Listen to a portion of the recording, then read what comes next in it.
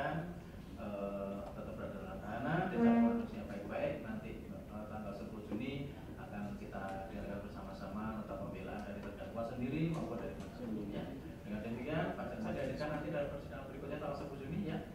Sidang ditutup.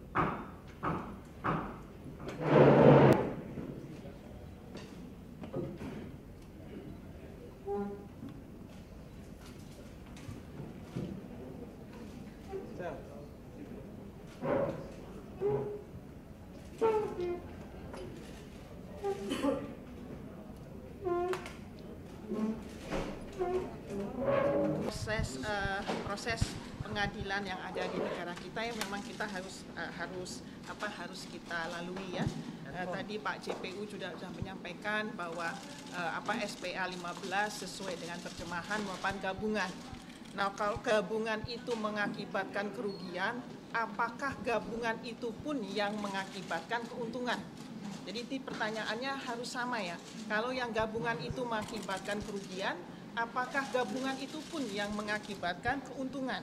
Nah, kalau tadi dibilang bahwa karena Pertamina rugi 113 juta dolar, apakah kalau karena Pertamina rugi 113 juta dolar itu merupakan keuntungan bagi Corpus Christi? Apakah keuntungan yang 91 juta yang Pertamina sekarang alami merupakan kerugian bagi Corpus Christi? Ini harus sama ya ininya ya. Terus tadi kalau misalnya disampaikan bahwa bahwa tidak ada back to back segala macam. Sekarang saya tanya, pada tahun 2013 dan 2014, apakah saya bakal tahu bahwa RDMP itu tidak akan jalan? Apakah saya tahu di tahun 2019 itu dan 2020 itu akan ada pandemi? Kan saya nggak tahu. Ya, itu aja.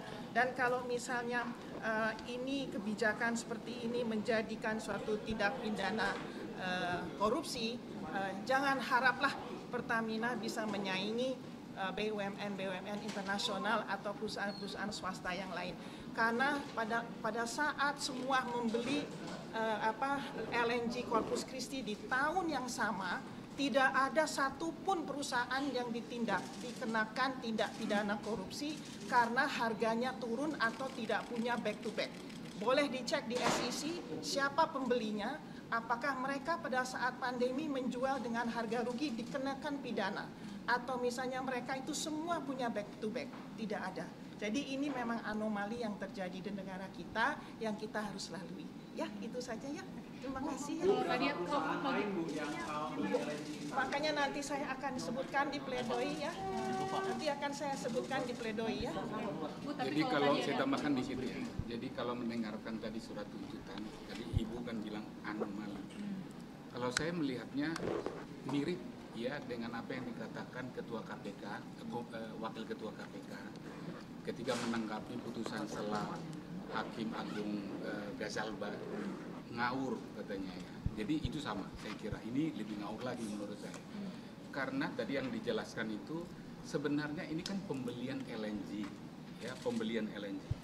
Pertanyaannya sekarang, untung apa rugi? Untung 91 juta US dollars. Tadi nggak disinggung tadi ya. Di Pertamina membeli LNG dari luar negeri. Pertamina itu PT itu mencari untung. Sekarang, untung apa rugi? Untung 91 juta dolar. Tapi itu tadi nggak disebutkan. Nah, dia menyebutkan ada kargo 2020-2001. Pada saat pandemi, itu ada kerugian. Tapi ada pertanyaan yang berikutnya begini. Itu perbuatan siapa? Perbuatan direksi pada tahun 2020-2001. Nah, yang kedua, emang ada yang suruh mereka itu jual? Kan mereka bisa tidak jual kan gitu kan. Jadi kalau tidak jual kan nggak rugi. Apalagi sekarang harga LNG itu tinggi. Jadi kalau dijual sekarang jauh lebih tinggi lagi. Nah itulah. Jadi kalau Alex Marwata mengatakan ya putusan eksepsi yang kemarin di pengadilan ini itu ngawur. Ini lebih ngawur lagi menurut saya. Karena itu hanya cerita. Ada blackmailing kan gitu ya. Yang sudah post factum kan gitu ya. Tentang dia menerima pekerjaan dari Blackstone. Itu kan sesudah dia lagi tidak di Pertamina dan tidak ada hubungan sebab akibat. Tapi oke lah ya, ini hanya tanggapan, nanti kita akan jelaskan nanti di dalam pledoi. karena di sini adalah keuntungan tapi disebutkan kerugian. Tapi bagaimana menjawab kalau tadi ada tudingan memperkaya diri sendiri senilai 1, sekian miliar tadi dalam proses pengadaan?